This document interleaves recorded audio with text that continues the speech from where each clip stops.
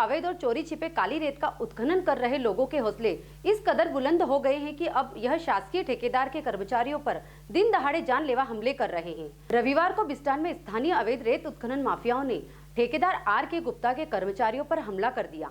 खरगोन जिले में बरसों से राजस्व की चोरी कर नदियों से रेत की खुलेआम चोरी की जा रही है। बिस्टान क्षेत्र में तो इन लोगों ने आतंक कायम करना शुरू कर दिया है। फिलहाल खरगोन जिले में R.K. Gupta construction and engineering private limited को रेत और बालू उत्खनन का शासकीय ठेका मिला है। बिस्टान क्षेत्र की रेत खदानें भी इस ठेके में स्वीकृत की गई। इनमें से कुछ खदानों की पोजीशन की प्रक्रिया जारी है, जो शीघ्र ही गुप्ता फर्म को मिलना है। इसी का फायदा उठाकर बिस्टान के अवैध उत्खनन करता शासकीय खदानों से रेत की चोरी कर रहे हैं। गुप्ता फर्म के कर्मचारियों ने इन्हें चोरी से रोका तो आरोपियों ने दिन दहाड़े ऑफिस में घुसकर हमला कर दिया। हमले में 3 कर्मचारियों को सिर, चेहरे और सीने पर चोट आई है। हम सब लोग ऑफिस में रुके थे सुबह से ही, तो ये आए, वो खड़े हैं ना, क्या नाम, गुप्ता जी।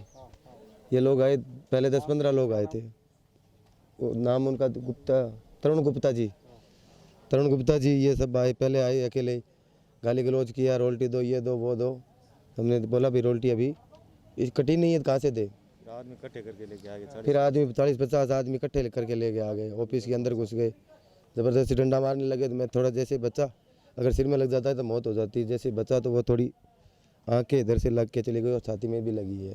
काफ़ी जाती, लात, जूते, मुक्के सबसे मारपीट की, लाठी डंडे थे उनके पास में, खूब 50-60 आदमी थे। हाँ, धमकी हमारे। फिर हमने दिनेश भैया, हमारे जो मैनेजर है, उनको फ़ोन लगाया, उनसे बात करवाने को बोला।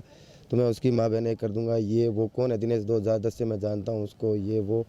तो मैं क्या, हमारे तो वो ये दिनेश भैया, हमें उनके वजह से बैठे, उनको छोड़ के गए। तो तुम हो कौन, क्या करते हो राजस्थानी में? 50 बंगाली बुला दूँ, 100 वो बुला दूँ। पुलिस की किस चीज़ की, आप अवैध काम कर रहे हो, ये वो वसूली कर रहे हो। हमने किस, हाँ, आपको रुकने नहीं दूंगा, 12 घंटे में भगा दूंगा ऐसे। अब तो यही चाहता हूँ जो हमारे साथ हुआ उसका न्याय मिले।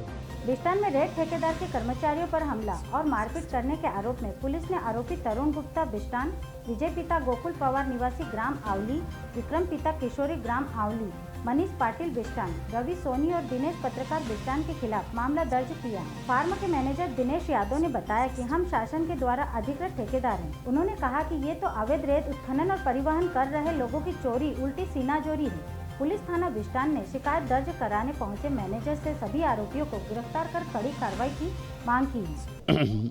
मुझे फ़ोन आया कि हमारे जो कर्मचारी रखे हैं बिस्टान में, वो अवैध जो उत्खनन हो रहा है, जो यहाँ के लोकल के जो लोग हैं, आसपास के लोग जो रेती निकाल रहे हैं ट्रैक्टरों के माध्यम से, डंपरों के माध्यम से, उनको रोकने के लिए, अवैध उत्खनन रोकने के लिए हमने हमारे कर्मचारी लगाए। कर्मचारियों को यहाँ के लोगों ने मारपीट की है। लंबे समय से वो मुझे भी धमकी दे रहे हैं, कर्मचारियों को भी धमकी दे रहे हैं, क्योंकि ये लंबे समय से ये लोग अवैध उत्खनन कर रहे थे। अब इन पे नकेल कसी जा चुकी है। जिले में इस रेत का ठेका हो चुका है। कंपनी की ओर से मुझे अधिकृत किया गया है। संबंधित हमारे जो कर्मचारी है और हमारा जो कार्य प्रणाली है, उसको लेकर मैंने कलेक्टर मैडम को लेटर के माध्यम से, एसपी साहब को, माइनिंग ऑफिस में एसडीएम साहब को, सभी जगह हमने कर्मचारियों की सूची, यहाँ पर लगने वाले नाके, सारा सब कुछ मैं दे चुका हूँ। और विगत 8 दिनों से फ़ोन पे धमकी आना, बिस्टान के लोग मेरे ऑफिस में आके मुझे धमकी दे गए कि जान से मार देंगे, ये कर देंगे, ऐसा कर देंगे, वैसा कर देंगे, यहाँ हम इतने समय से करते आए हैं, सारा सब कुछ ये हमारा वो है। तो ये समस्या हो रही है। और लंबे समय से जब अवैध उत्खनन हो रहा था तब किसी को समस्याएं नहीं थी।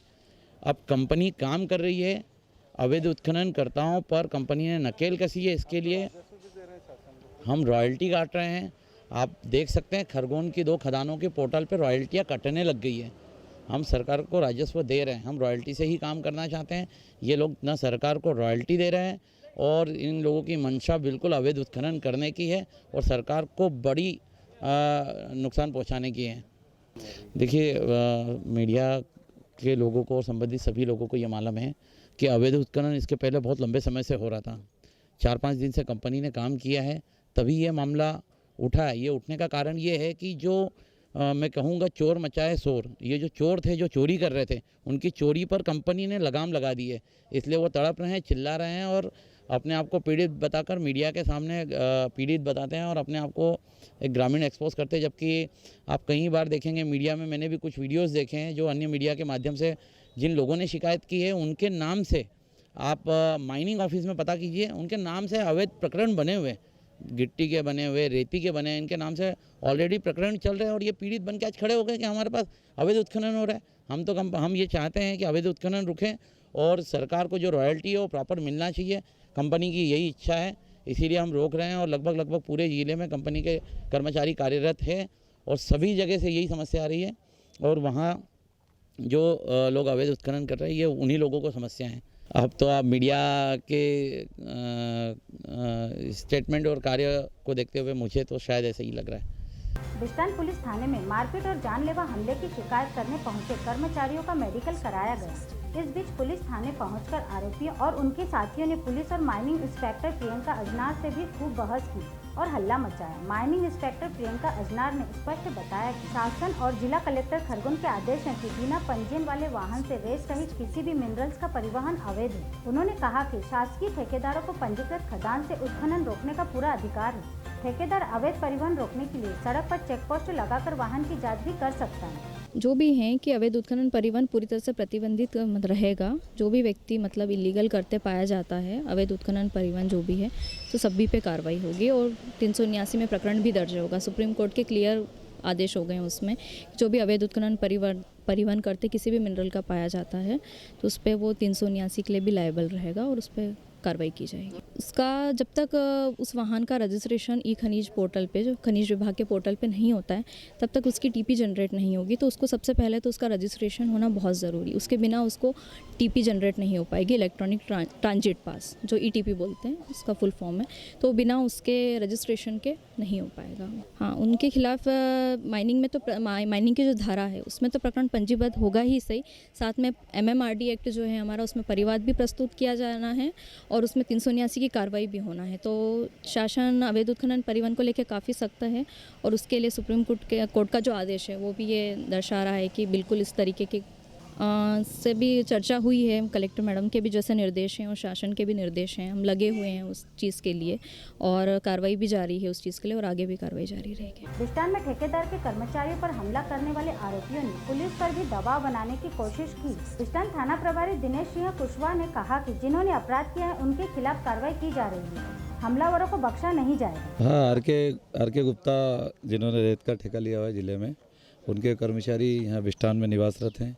यहाँ पर खनन को लेकर के रॉयल्टी का कुछ विवाद हुआ था, उन लोगों के साथ मारपीट के आरोप लगाया उन्होंने। वो उन आवेदन लेकर के जांच में है, जैसे भी वैधानिक कार्रवाई होगी वो की जाएगी।